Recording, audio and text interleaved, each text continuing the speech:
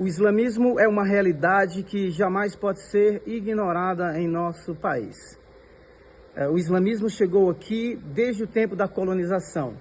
Então o Islã já está no Brasil há muitos e muitos séculos. Então nós temos 3 fases do Islã aqui no Brasil. A primeira fase é a fase da colonização. A segunda fase é a fase da imigração. Muitos imigrantes vieram do pós-guerra e se estabeleceram no Brasil. Você sabia que existe cerca de 10 milhões de árabes no Brasil? Obviamente nem todos são muçulmanos, tá? Mas o islamismo é uma realidade que cresce. A terceira fase do Islã no Brasil é a fase da conversão ou a reversão.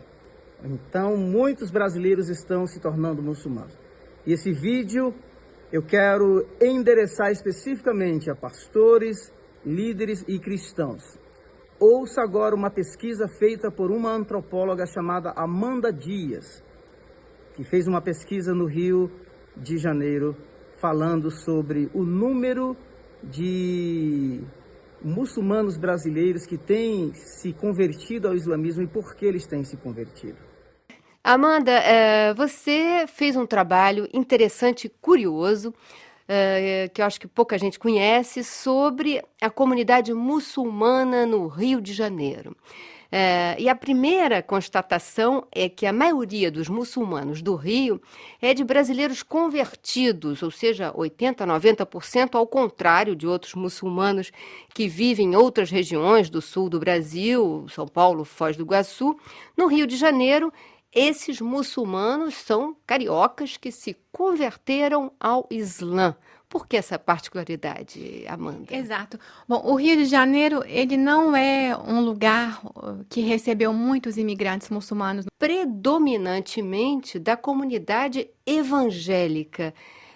A gente pode dizer que grande maioria dos brasileiros convertidos ao Islã no Rio de Janeiro são ex-evangélicos?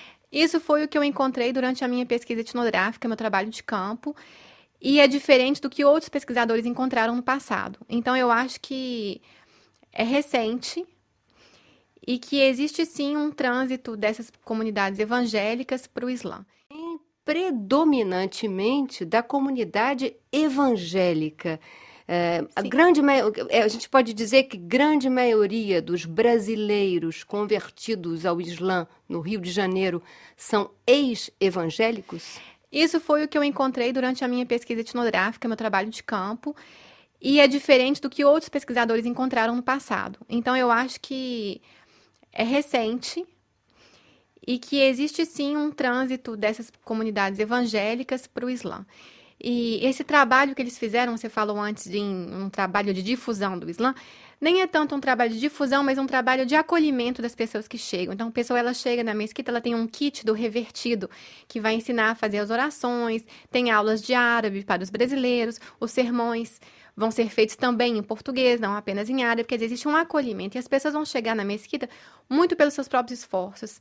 Elas vão procurar na internet, achar o endereço da mesquita, ir até a mesquita. Elas vão descobrir o Islã de outras maneiras, através da novela O Clone, por exemplo.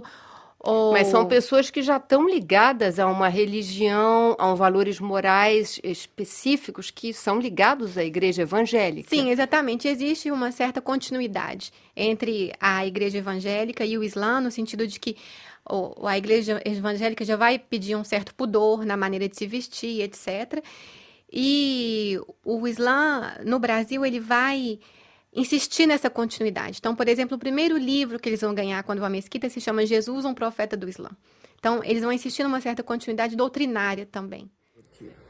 Não ignore essas informações e, como igreja, nós precisamos realmente preparar o nosso povo para responder com mansidão e temor à razão da esperança que há em nós. Obrigado, um abraço.